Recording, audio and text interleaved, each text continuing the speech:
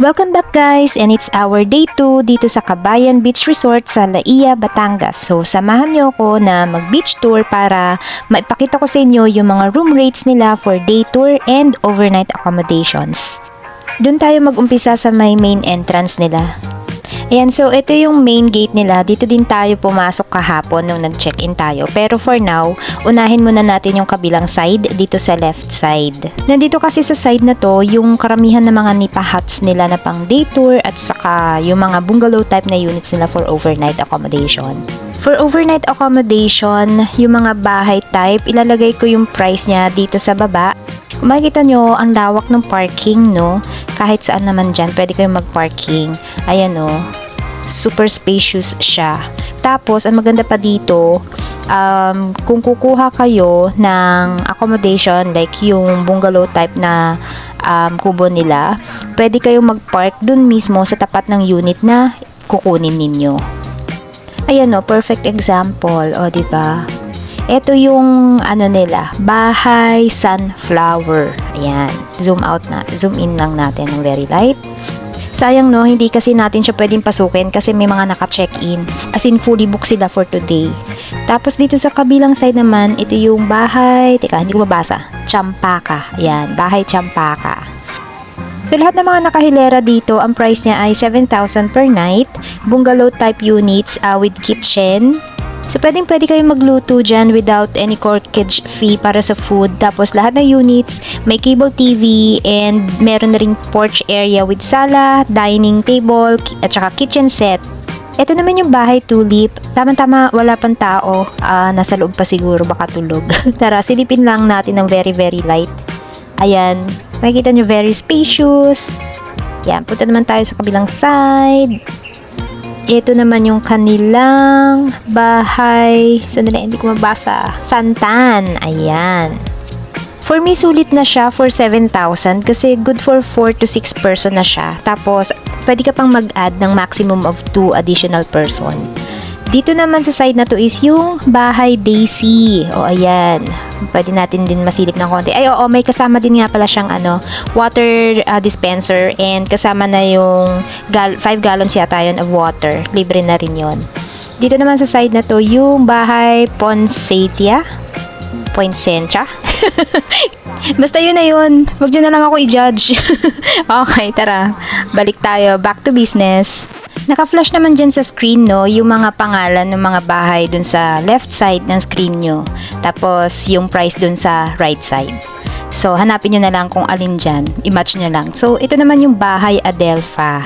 So, yung mga units na to, pare-parehas yan na 35 square meters na room with 2 double size na bed. At saka, ayun nga, pwede kayong magpa-add ng mattress. At saka may private CR.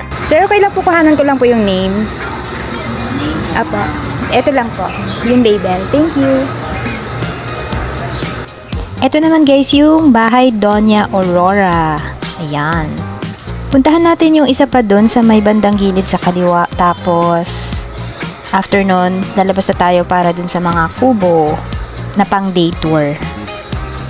Ito ay stock room ata. Medyo off yung location ng nila, no, stock room. Pero anyways, punta tayo dito. Ito yung bahay Jasmine. Ayan. Ayan. Dito naman tayo sa kabila. Kaso ang daming tao, wag na. Nahiya ako. Dito na lang tayo. Doon na tayo sa pang day tour. Ayan. Ay po, pwede pong kuhanan yung mga yung mga cottage. Thank you. So guys, ito na yung mga pang day tour, no, na nipa huts. For example, ang pangalan ng kubo na to ay Bato-Bato na Ibon. Ang large nipa hut nila, ang capacity is 25 packs, tapos 3,000 yung rate. Start ng day trip nila ay 8 AM to 5 PM. Very spacious din naman, Ayan, tapos meron pa doon sa kabila. O may pa long table pa. Ay, ang saya dyan, boodle fight. Ayan, tapos madami din namang chairs. 'Di ba? Tara, puntahan pa natin yung iba.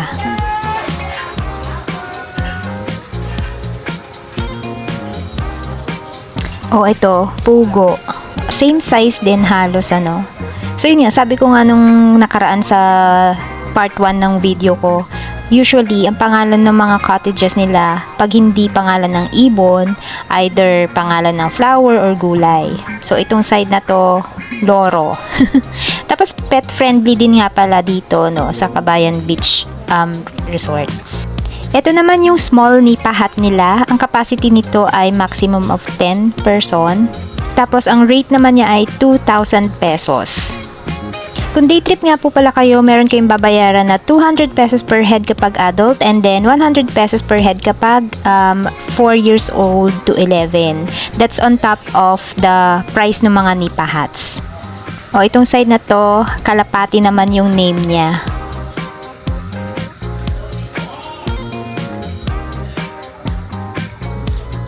Tapos marami din silang mga grilling stand dito, oh. Ayan, pwede nyo yan gamitin. Ayun pa, meron pa dun sa kabila. Ito yung lawin, o diba? Mga pangmalakasang ibon. Tapos dito maya, o ayan. Tapos yung nakikita nyo na yan na may stairs, yan yung kanilang function room. Hindi ko lang sure kung magkano yung price nila kasi hindi naka-indicate sa price list. Pero tara, akyatin natin. Papakita ko sa inyo kung anong meron dyan.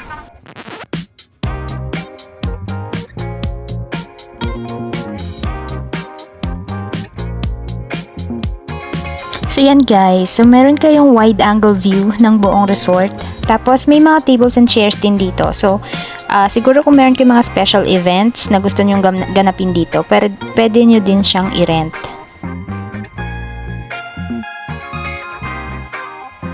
Tara guys, baba na tayo at i-explore pa natin yung ibang area. O diba, ayan o, saya nila.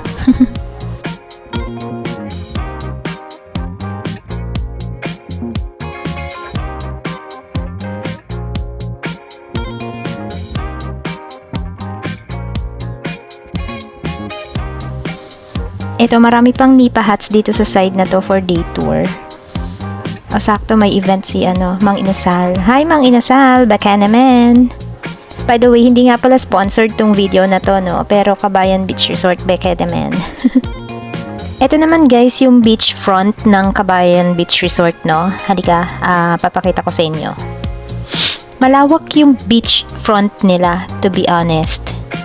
Pwede nga yung iba dyan nagbi-beach volleyball. Yung iba sa sightseeing lang, nag-people watching, ganyan. Next ko namang ipapakita sa inyo is yung hotel type na accommodation nila. Ang tawag nila doon is Dapo Rooms. May 4 na units doon. Tara, puntahan natin. Tapos guys, yun din nga pala yung unit na nabook namin kasi unfortunately, fully book lahat ng mga accommodations nila for yung mga bungalow type na kubo. Tara, this way tayo. Papunta tayo dun sa accommodation namin.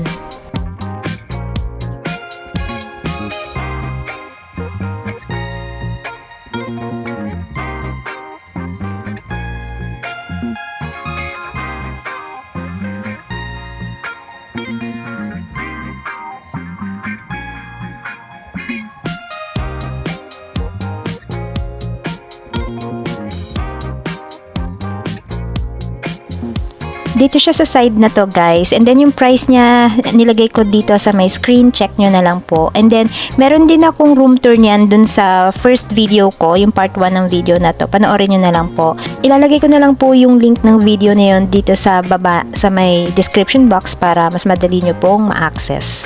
Explore naman natin ngayon yung swimming pool area nila at saka yung restaurant. So, hindi ko pa yata ito napakita sa inyo. Pero tara, pasukin natin yung restaurant nila. Ito yung pinaka-restaurant nila dito sa resort. And then, kailangan mag-advance order kayo. Bibigay nyo sa kanila kung ano yung menu na gusto nyong ipaluto. Yung menu, ilalagay ko dito sa screen. Panoorin nyo na rin po yung first video ko kasi nandoon yung kompletong information, pati yung mga food na in-order namin. Pinakita ko rin dun sa previous video ko. Since hindi pwede magluto dun sa hotel type room nila, kaya dito na kami nag-order ng food. So yan, tara, punta naman tayo sa kanilang swimming pool. Dito rin yan sa banda dito. Tsaka marami pa ding magagandang accommodations dun banda. For day tour nga pala, dito yung CR for female at saka yung shower room. Tapos, dito naman sa kabilang side, ito naman yung for men. And of course, ayun ang kanilang swimming pool. Ayan. Medyo malaki din naman. Wala pang tao ngayon kasi medyo naglilinis pa kasi sila. Hindi pa tayo tapos guys ha. Meron pa tayong pupuntahan na dorm type room at saka yung mga iba pang mga kubo rooms nila dito. Ito yung kanilang bahay, Sampaguita. Ilalagay ko na lang yung price list dito sa screen para makita nyo. Yung Sampaguita ata is around 13,000 per night. And then, lahat ng mga makikita nyo na bahay along the way sa video na to, nandoon din yung mga pangalan nila dun sa price list. Check nyo na lang po. Ito naman yung kanilang conveni. Ayan, social, may convenience store din sila. Tapos dun sa right side, ayun, yun yung kanilang billiards table. 100 pesos per hour yon. Tara, punta naman tayo dito sa side na to. Ayan, may pa-sea turtle silang decoration dyan. Tapos dun banda, makikita nyo, malawak din yung parking. Yun naman yung allocated parking para sa mga mag-i-stay dito sa side na to. Puntahan ulit natin yung nila, main entrance kasi dun banda malapit yung dorm type nila na accommodations. Yung nakikita nyo na structure dun sa pinakadulo, yan yung kanilang information center. So, mamaya pag nag-check out tayo, dyan tayo magsisettle ng ating final bill. So yan guys, nandito na ulit tayo sa kanilang main entrance. And pakita ko lang sa inyo na napakalawak ng parking area talaga nila dito. Very spacious, which is a good thing. Tapos yung nakikita nyo na yan na white na building, yan yung kanilang dorm type na accommodation. Ilalagay ko sa screen yung mga prices para meron kayong reference. Puntahan pa natin yung mga natitira nila na mga accommodation dito sa side na to. Ito siya. Yan, dyan. Tapos may mini chapel nga din pala sila. Yan. Tapos, yung nakikita nyo na unang bahay na yan yung kanilang bahay kamya. Ilalagay ko din yung price dito sa screen. 'Di ba? Ang ganda niya. Ang laki. Yan, bahay kamya. Tapos, dun naman tayo sa next na bahay, which is, eto na yata yung kanilang Casa Blanca. For big groups talaga to. Kasi 66 square meters siya, 1 bedroom with 4 double size bed, tapos may isa pa siyang bunk bed at saka isang private CR. Puntahan din natin yung kabilang bahay doon sa kabila. Dito na lang tayo dumaan. Yun yung kanilang bahay Magnolia. Kompleto na rin siya ha. Kagaya ng mga ibang bahay, may ref, may water dispenser, may kitchen. Tapos ang maganda pa dito, katapat mo mismo yung swimming pool. Oh, 'di ba? Isang tumbling lang nandun ka na, dadive ka na. Dito naman tayo sa kabilang bahay. Ito naman yung kanilang bahay Sampaguita. Ayan, yung price nandiyan din. Nakalagay din siya sa screen. Check. Tapos ito naman sa dulo, yung bahay ilang-ilang. Pagkatapos niyan, ayun, beach na. Ayan na yung beach area ulit. Pakita ko sa inyo guys kung ano yung hitsura ng quality ng tubig ng beach dito ha. For me, decent naman siya given dun sa price ng resort na to. Worth it naman. Ayan guys, balik na tayo ulit kasi kailangan na nating mag-lunch before tayo mag-check out at pupunta tayo sa kanilang resto kasi ready na yung ating pinaluto. Tara! So ito yung in-order namin, sinigang na sugpo, tapos meron ding french fries na pika-pika. Kagaya nga ng lagi kong sinasabi guys, you will never go wrong with seafood talaga. Ang lalaki ng seafood nila dito. Nung sugpo, I mean. And masarap. Masarap naman yung pagkaluto nila. Sulit. So, after lunch guys, ayun, nag-pack up na kami and it's time to check out. So, yun, pupuntahan na natin yung office nila para mag-settle ng final bill kasi 12 PM na. Ayan o, nag-check outan na rin yung ibang guest. So, tara. So guys, ito na yung kanilang information center and tara, magsisettle na tayo ng ating final bill. Ay, good morning po. Ay, good afternoon po pa. Mag-check out na po kami. Thank you. Saan po sila, ma'am? Sa Banda. Apo, Banda. So yun guys, after nating masettle yung bill, binigyan nga nila tayo ng exit pass or nung gate pass. Ipipresent natin yan dun sa gate. Thank you po. Salamat. So yun guys, that concludes our Kabayan Beach Resort getaway, and samahan niyo po ulit kami sa aming susunod na adventure. Please feel free to like, share, and subscribe, and kung nakaabot ka po hanggang sa dulo ng video na to, sobrang maraming salamat po. Thank you, bye-bye!